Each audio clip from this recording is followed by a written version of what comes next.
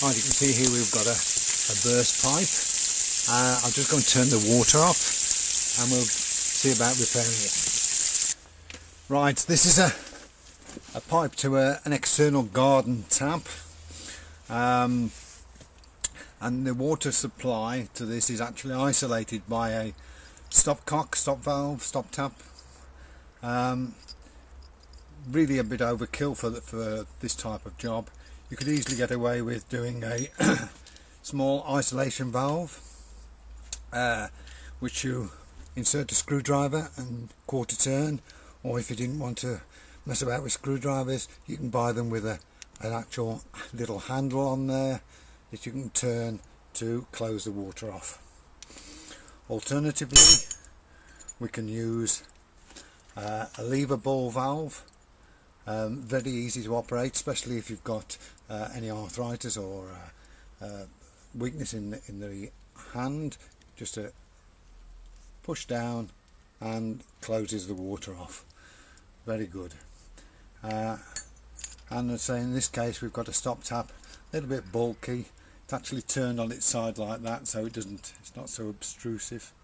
But in terms of cost, that's the cheapest. Depending on make and where you buy them, you're looking at between £1 and £2.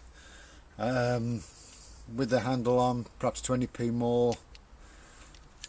This lever type, you're looking at around about £2.20, £3. And again, depending on where you buy them and the make, these between £2.80, £2.90 and £4.80, £4.90, something around that level. Right, now imagine you've it's a weekend, doing a bit of work, and you put a nail through the floorboard and it's punctured the pipe, or you've been drilling and it's gone through the pipe there, or you've got a pipe in the loft, it's frozen and it's burst. A quick repair. If you call out an emergency plumber, you can be looking at up to £130 an hour for the repair at a weekend or of an evening. So if you want to make a quick repair, easy repair yourself, that's what we're going to look at here. Right, we've undone the screws on here, so we've got a bit of play there, so we can get our pipe slice there to cut the pipe. If you couldn't get, because I can't get the pipe slice in there, if you couldn't do that, then you could just use an hacksaw, but be sure to clean off any burr around the pipe. So right, we'll take out this small section. Oops. Here we are, that's where the problem is. First there, we can feel it.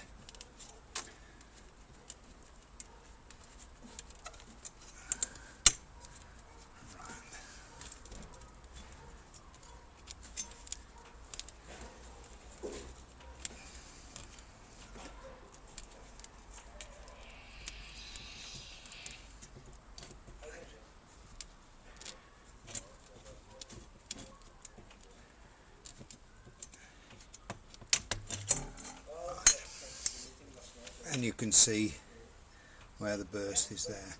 Now we're going to cut a short section out. Now to make an emergency repair, if you can imagine that is actually fixed and can't be moved, and you use an hacksaw or a pipe slice, we're going to fit this repair coupling. So what we're going to do, we want to fit it there so that covers that section. So we're going to just take that section out. You can get these repair couplings 3 inches to 4 inches long, so it caters for most burst pipes and holes in the pipe, that type of thing. So just take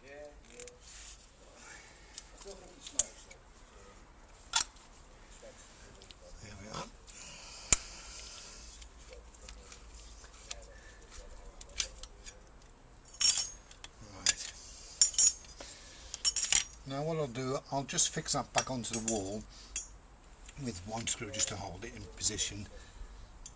so you can see what we can do there. There's the one.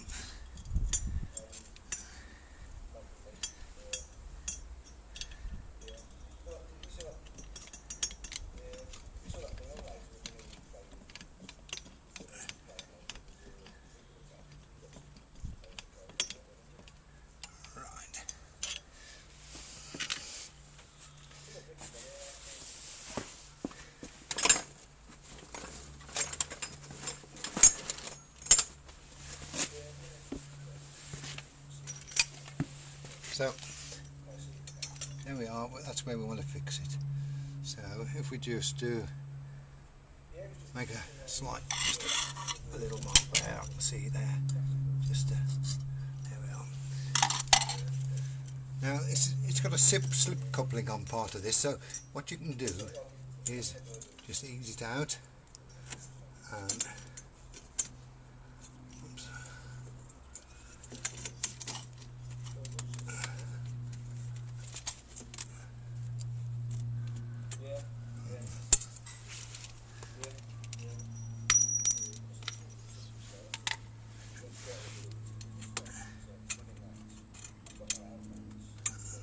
take a little bit more. Right, not every job goes smoothly.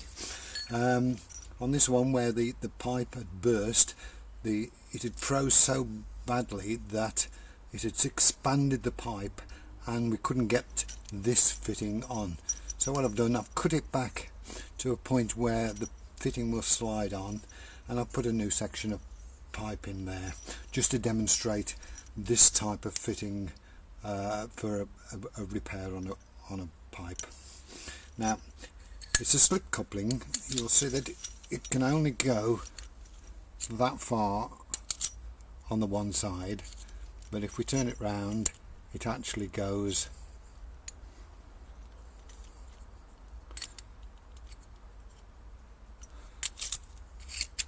in through that far.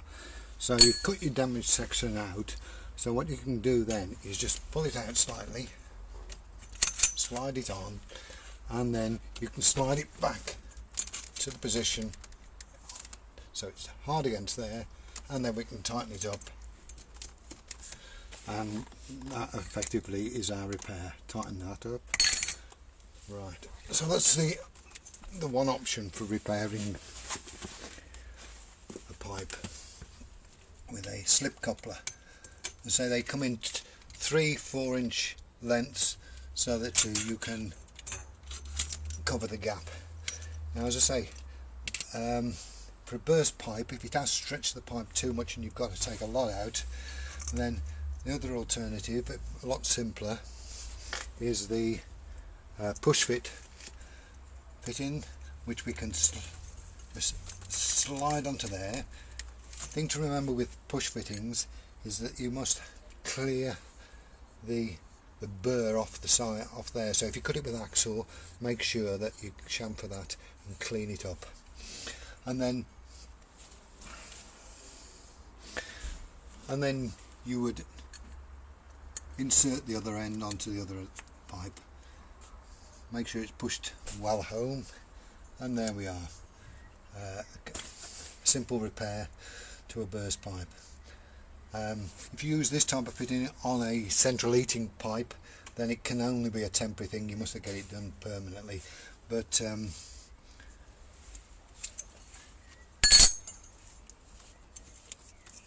with this fitting, with this fitting, that's a permanent repair. And this pipe is okay to use on drinking water, no problem with that. Right, now on this particular pipe we're actually going to do a soldered fitting, bringing it from there to the end into the garden tap.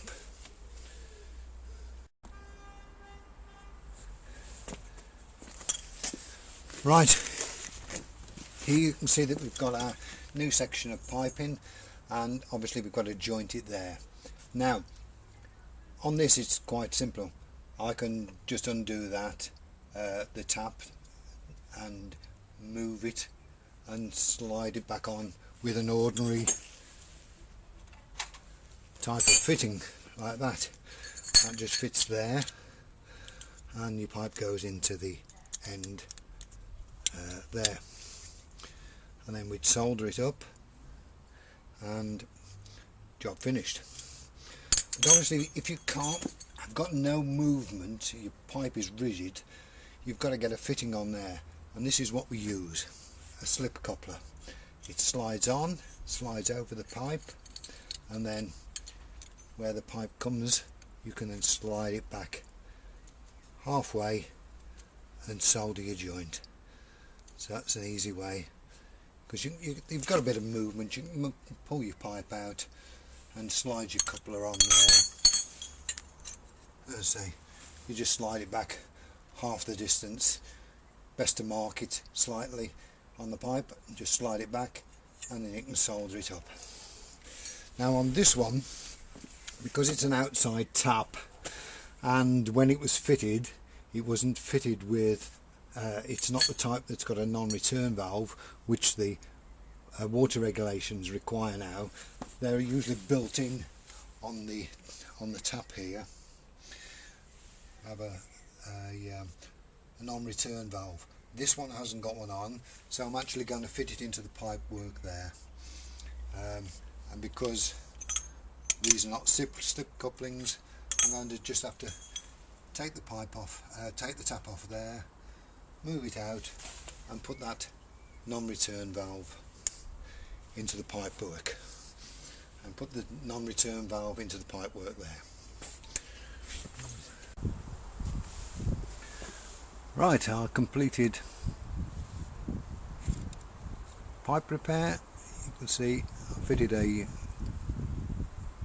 non-return valve there, and if we turn round to there it is going into the tap. Turn it on and back to working.